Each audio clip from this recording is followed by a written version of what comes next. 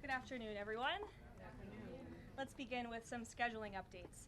Tomorrow, President Trump will travel to the great states of Ohio and Kentucky, where he will tout his economic victories and detail the administration-wide efforts to continuing lowering prices to make everyday life more affordable for working Americans. The president will visit Thermo Fisher Scientific in Ohio and give remarks at Verst Logistics in Kentucky. On Thursday, President Trump and the First Lady will host a Women's History Month event in the East Room. And on Friday, the president will sign several executive orders, and we will provide more details on those later this week. As President Trump shared with the American people last night, the United States military is making tremendous strides towards achieving our military objectives for Operation Epic Fury. 10 days in, this campaign has been a resounding success thus far, and America's warriors are winning this important fight at an even faster pace than we anticipated. More than 5,000 enemy targets have been struck so far. Iran's ballistic missile attacks are down more than 90%, and their drone attacks are down by approximately 85% since the start of Operation Epic Fury. The United States is also annihilating the Iranian regime's navy, and we have destroyed more than 50 Iranian naval vessels, including a major drone carrier ship. None of the regime's vessels are operating in major regional waterways, and the Iranian Navy has been assessed as combat ineffective. The trend is clear. U.S. combat capabilities are increasing and growing more lethal and dominant by the day, while the Iranian terrorist regime's ability to respond has rapidly declined. Now, the U.S. military is moving to dismantle Iran's missile production infrastructure. Our incredible B-2 bombers recently dropped dozens of 2,000-pound penetrator bombs on deeply buried missile sites. Last night, President Trump reiterated his commitment toward keeping oil flowing through the Strait of Hormuz so the United States and all of our allies can receive their energy needs. President Trump will not allow rogue Iranian terrorists to stop the freedom of navigation and the free flow of energy. Let me be clear. It is a good thing to wipe out terrorists who indiscriminately target civilians and attempt to hold the global economy hostage, and President Trump should be commended for doing so. As the president made unequivocally clear to the remaining elements of this terrorist regime in his statement yesterday, if they do anything to stop the flow of oil or goods within the Strait of Hormuz, they will be hit by the world's most powerful military 20 times harder than they have been hit thus far. Moving forward, the stated objectives for Operation Epic Fury remain the same. Destroy the terrorist regime's ballistic missiles, raise their Iranian missile industry to the ground, ensure their terrorist proxies can no longer destabilize the region, and ensure that Iran never obtains a nuclear weapon.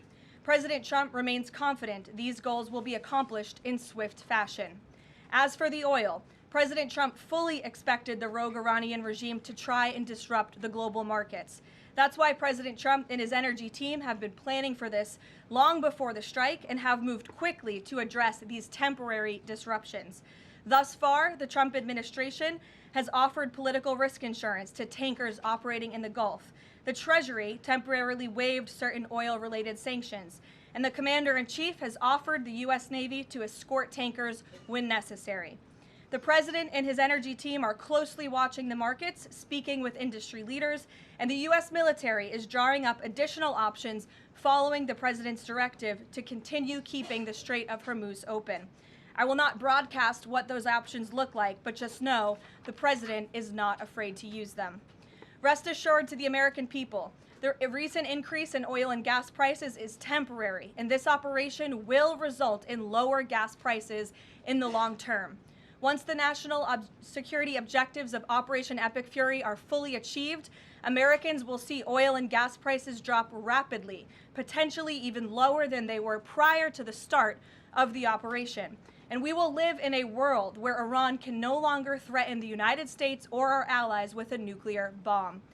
On another matter here at home, President Trump is urging Congress to pass the Save America Act, one of the most critical pieces of legislation in our nation's history.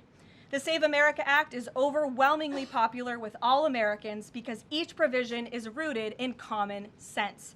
The Save America Act has 5 simple requirements as requested by the President of the United States.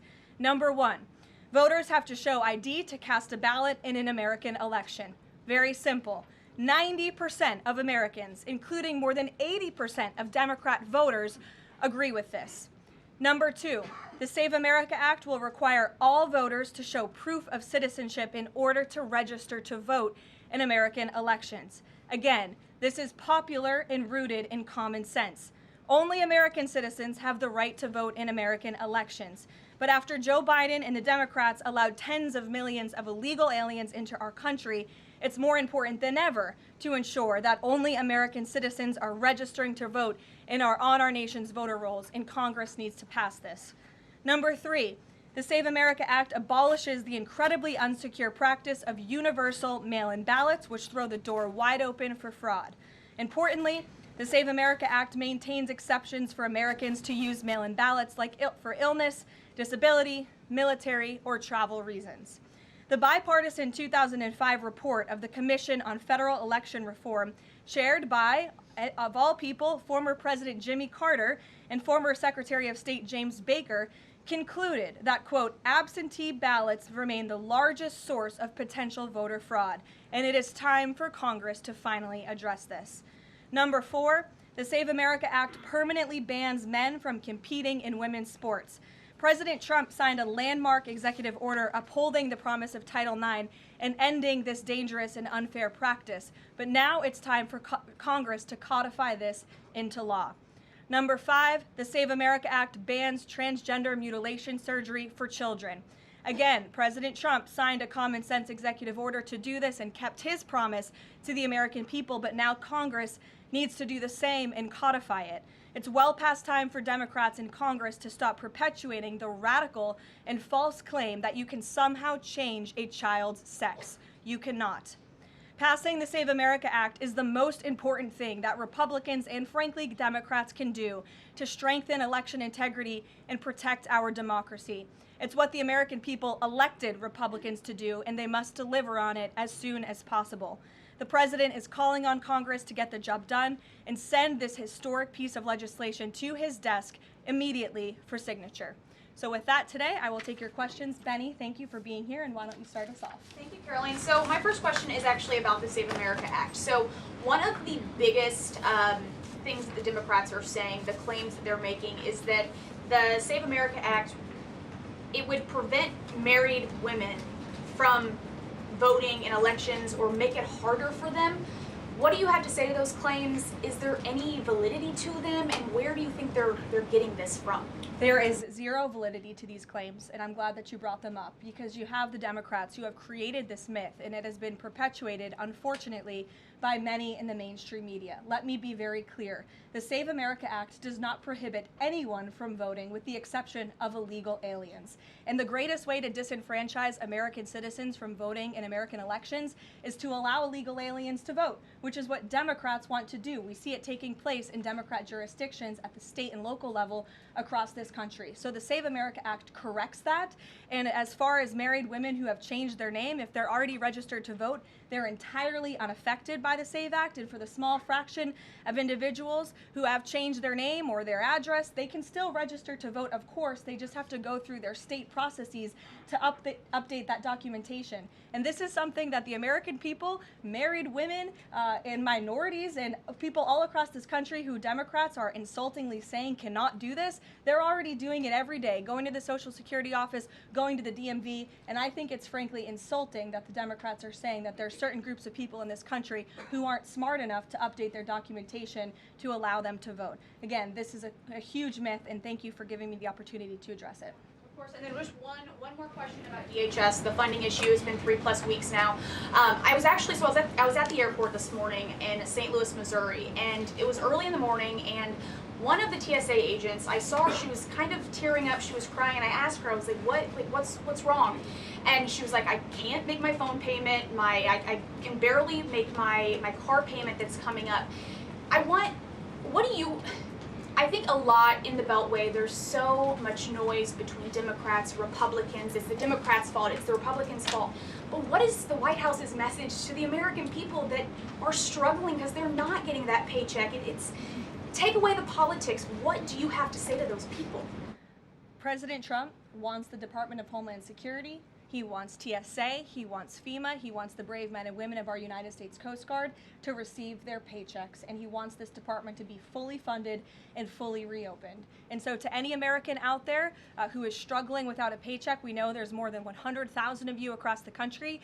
To any American out there who is showing up to an airport and facing incredibly long wait times and lines, call your Democrat member of Congress and tell them to fund the Department of Homeland Security. That's what President Trump wants to do, and it's completely ridiculous that the American people are suffering as a result of these partisan games that are being played by Democrats on Capitol Hill. Thank you. Steve. You said the operation was going faster than anticipated. What is your current timeline for how long the war will last?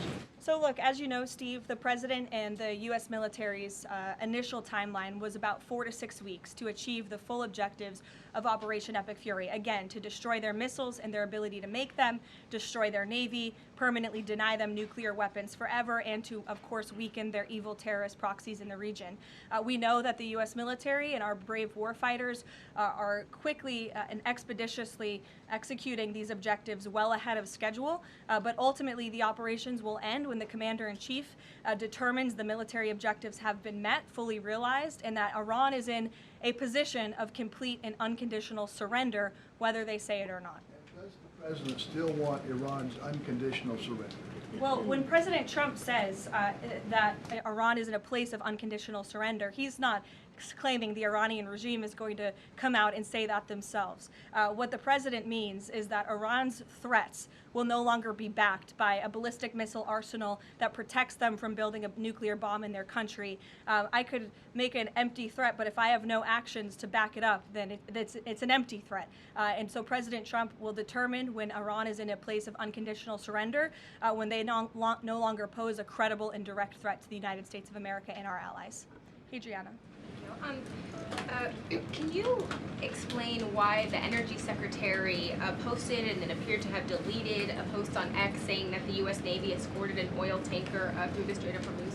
Yes, I was made aware of this post. I haven't had a chance to talk to the Energy Secretary about it directly. However, I know the post was taken down pretty quickly, and I can confirm that the U.S. Navy has not escorted a tanker or a vessel at this time, though, of course, that's an option the President has said he will absolutely utilize if and when necessary at the appropriate time. And if this was something that was posted erroneously, could it be because of a staffer?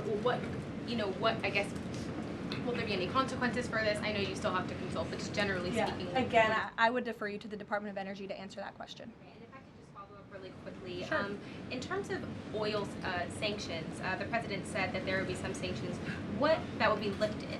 Would those be on Venezuela, Russia? Could you give some specifics there and then timing for that as well? Sure. I know it's something that the Treasury Department and the President's energy team continue to discuss, and they will ultimately consult with the President before decisions are made. I don't have any announcements on new sanctions or the lifting of new sanctions for you today.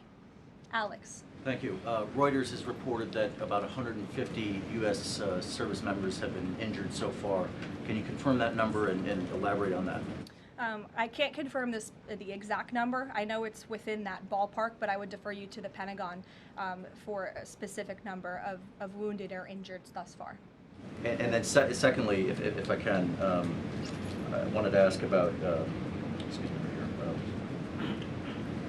there was a briefing on the Capitol Hill today, and some senators came out and said they were more convinced than ever that there would be U.S. boots on the ground. Senator Blumenthal said that, in fact. Your reaction to that, and any update on President Trump's thinking about it? Look, I would say that Democrats on Capitol Hill are clearly being quite disingenuous.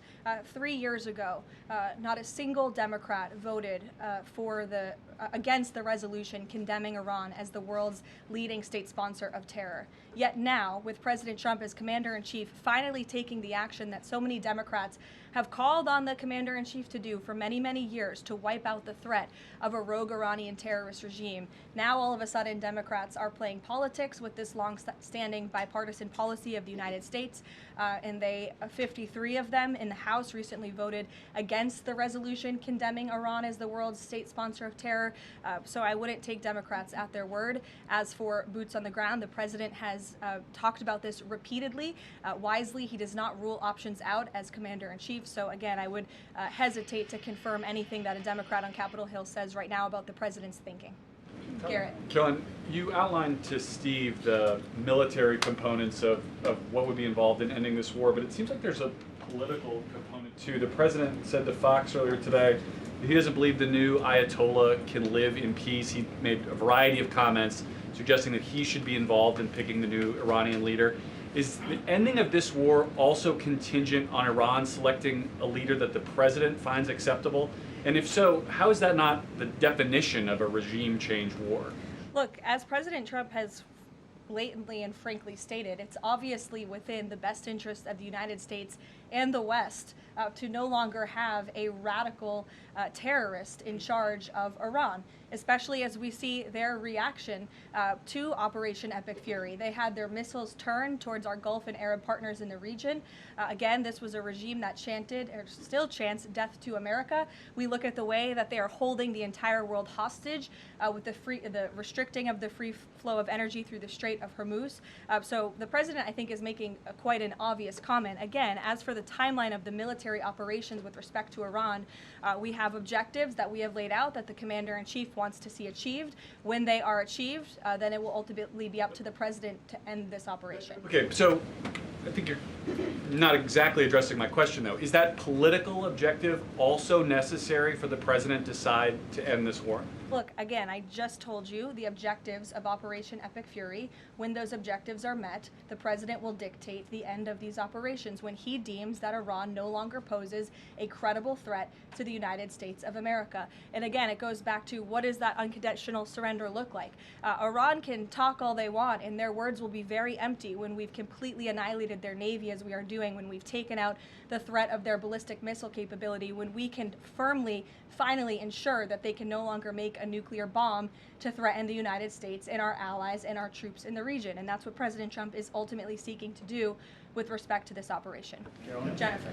There was a shooting outside of a synagogue in Baltimore. Do you know if the president has been briefed on that, and do you have any more details on what happened? I don't, but we certainly will get you more details, Jennifer, and I don't know if the president has briefed, but I'll check on that when I get back to the Oval Office after this. Sure. Thanks, Karoline. The president said yesterday for the first time that he had to strike Iran because he believes that Iran was going to strike U.S. targets within 7 days. And then he bumped that down later to 3 days. Where is he getting that? Well, that's not the first time the president has said that he chose to launch Operation Epic Fury because he felt as though Iran was going to strike the United States and our assets in the region first. Again, I addressed this in the last briefing. This was a feeling the president had based on facts provided to him by his top negotiators who had been engaged with the Iranian regime in a good faith effort. The Iranian regime was lying, deceiving the United States of America, clearly trying to continue their nuclear program to create a bomb that would, of course, threaten the United States of America. Again, their ballistic missile arsenal, they were rapidly and aggressively increasing that by the month to a place where they would essentially build immunity for themselves, where a future president or President Trump would not be able to launch this incredibly successful operation. And so the president, again, as I have reiterated and he has said, was not going to sit back and allow the Iranian regime to threaten or to attack the United States of America any longer. But there are no U.S. leaders or Israeli leaders who are making those same claims. So Is he making this up to justify his decision to go to war now? The president is not making anything up, Nancy. He is looking at this every single day based on intelligence, based on facts, and based on intelligence that he himself and his negotiators have consumed based on their, again, negotiations with the rogue Iranian regime over the past year. And the president and his team tried in a good faith way to reach a diplomatic deal through peaceful means with the Iranian regime. And Iran chose this path to death and destruction. Iran wanted to attack the United States of America, and the president was not going to sit back and allow that to happen. He was not going to sit back and allow that to happen, and everyone in this room should be grateful for it. John.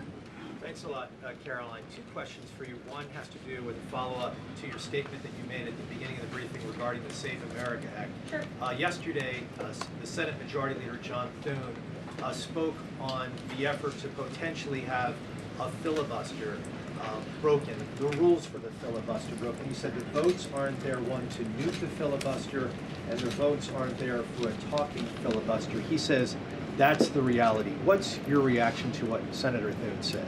Look, I think President Trump, the urgency behind his need to pass the Save America Act and his desire to get this country-saving legislation passed has been made quite clear. He wants all options on the table, and he wants the Senate to move as quickly as possible through whatever means necessary. And then secondly, just regarding the president's trip tomorrow, looking ahead, why Ohio and why Northern Kentucky? Well, why not? These are two great states with great Americans. Just wanted to know why they were chosen. Great states with great Americans. The president will be joined by lawmakers from both states who he greatly admires and respects and supports. And he'll be meeting with business owners in both of these places and talking about the economy, which is, of course, the utmost importance to him. Caroline, thank you. Last week, the Energy Secretary issued a waiver for India to get oil, Russian oils during this energy crisis. Yes. Have you spoken to President about it? What's the idea behind this? Have I spoken to the president about it? Yeah. Yes, I have spoken to the president about it. And the president and the Secretary of Treasury and the whole national security team came to this decision because our allies in India, as you know, Leavitt, have been good actors and have previously stopped buying sanctioned Russian oil. So as we work to appease this temporary gap of oil supply around the world because of the Iranians, we have temporarily permitted them to accept that Russian oil. And this Russian oil was already at sea. It was already out on the water. So this short-term measure, we don't believe it will provide significant financial benefit to the Russian government at this time. I have one more question about Pakistan.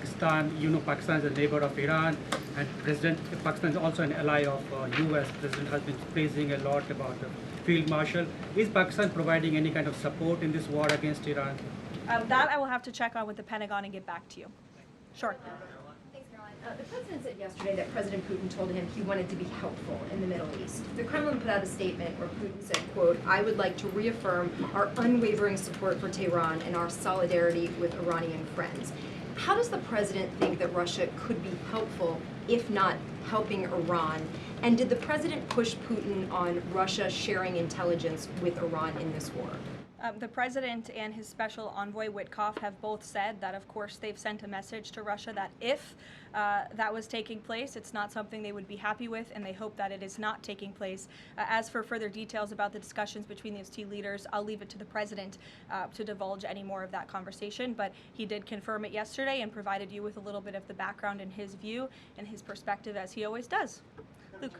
Regarding the missile strike on the Iranian school, how long does the administration expect that investigation to take, and will the White House or the Department of Defense release a full report of its findings once the investigation is complete? The Department of War will do that. The investigation continues, and as the president said yesterday at his press conference, he will accept the conclusion of that investigation, whatever it may be. We'll go to the back row for some love. Sure, in the back with the glasses. Go ahead. Regarding the shield of the Sitting Americas. Caroline, is and there then you can go, but go first. Okay, thank you. Is there an update regarding? You have rough real estate back there, so I'm trying to give you is some there love. an update regarding Cuba, and also is an economic deal imminent? Sure. I don't have any updates on Cuba for you today. Obviously, this is something the administration is actively dealing with. The president's made it quite clear it's his belief, based on fact, that the Cuban regime is bound to fall. The country is obviously in a very weak place, economically speaking. The people are crying out for help, and the president believes and knows that the Cuban regime wants a deal. So as you know, Secretary of State Rubio has been engaged in those conversations as directed by the president. I don't have any updates for you today, though. Thank you, Caroline. Regarding the Shield of the Americas, the initiative by President Trump this weekend, big names, a lot of countries, but some notable absences. For instance, Colombia, which is a key ally with the United States in terms of counter-narcotics. And President Gustavo Petro was here at the White House, and he met with President Trump.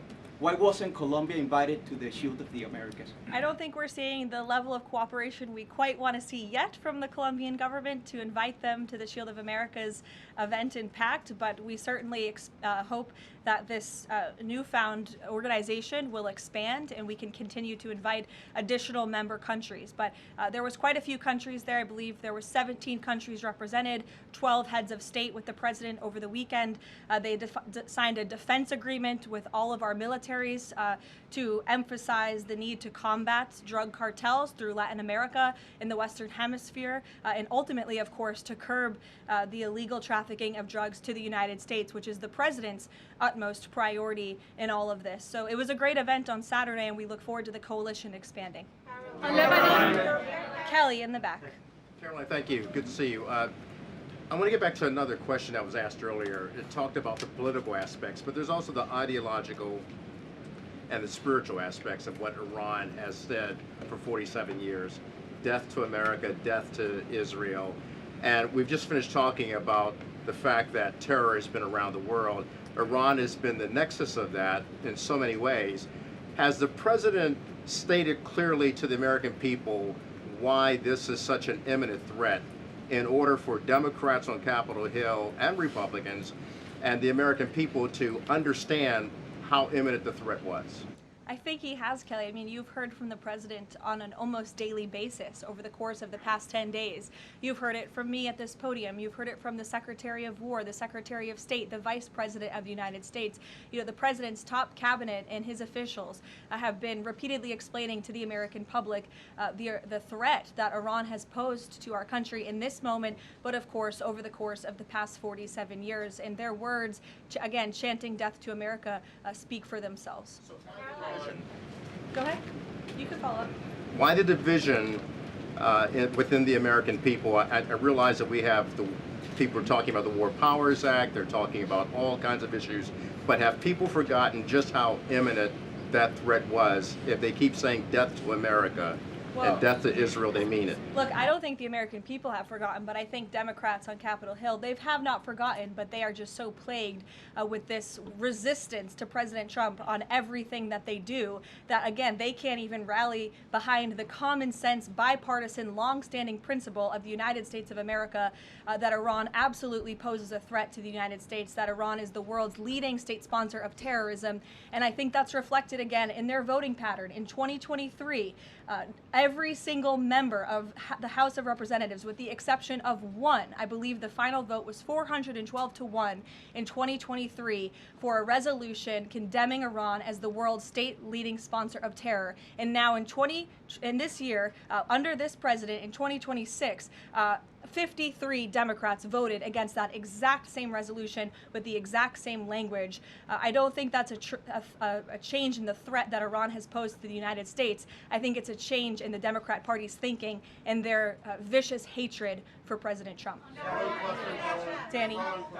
Sure. National threat level, following on Kelly, what's the national threat level right now because of this death to America, death to Israel issue? I believe the Department of Homeland Security and the FBI have repeatedly and continuously provided updates on the threat level to the homeland. I don't want to speak on it out of turn from up here, but of course the federal government is continuing to coordinate and partner with local law enforcement agencies across the ground to thwart potential threats to the homeland. This is something the administration obviously takes very seriously. We are thwarting threats that frankly most Americans don't know about because they never make headlines, but that's the great work that the Department of Homeland Security is doing, and it emphasizes and underscores the point of why Democrats need to fund and reopen fully the Department of Homeland Security right now. Danny. School. Why did President Trump say yesterday that Iran may have Tomahawk missiles when there are only 3 other U.S. allies plus the U.S. that have those missiles and therefore could... Look, again, as the president said yesterday, he will accept the conclusion of this investigation by the Department of War.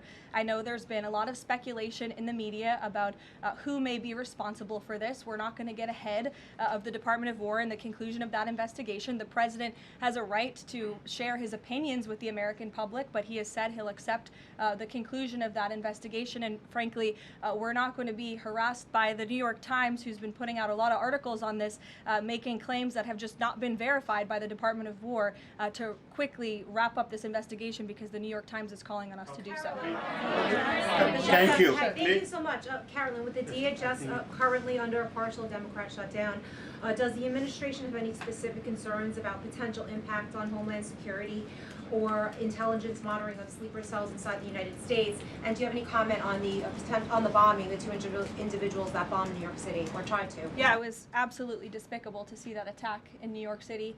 I know the FBI is investigating, and the Department of Justice and SDNY have announced they are charging those 2 individuals and alleged terrorists, and I know they won't rest until justice is sought in this case. Daniel. Thank you, Caroline. Appreciate it. Millions of Americans are filing taxes for the first time since the president signed the One Big Beautiful Bill Act into law. New reports say that new IRS data says that the average federal tax refund is around $3,800, a little bit up from the last period of last year. Does the president believe that the average federal tax refund increasing this year could provide a little bit more economic growth, something that he's been very focused on as the year progresses? Absolutely, and Americans are going to start benefiting from the fruits of President Trump and Republicans' labor through the passage of the One Big Beautiful Bill and these historic tax cuts. We are midway through tax season, so just to provide an update from the Treasury Department that just went out moments ago, nearly 63.5 million tax returns have been processed thus far, 45% of the anticipated total number of tax returns by April 15th, so don't forget to file your taxes, people. And the average refund this year is more than $3,700. And we know that more than 27.5 million individuals who have filed their tax returns thus far have claimed at least one of President Trump's new tax cuts. Over 3.5 million returns have claimed no tax on tips. Over 15.5 million returns have claimed no tax on overtime. Over 9.2 million returns have claimed the enhanced deduction for seniors. And over 690,000 returns have claimed no tax on car loan interest. And another amazing statistic, nearly 3.5 million Trump accounts have been opened for children in our country thus far. So we look forward to, I know the Treasury Department continues to look forward to seeing these checks go out the door and into the pockets of hardworking Americans, and the president will be meeting with them himself tomorrow on the road in both Ohio and Kentucky, and we look forward to seeing you all there. Thank you, guys. Thank you, Caroline.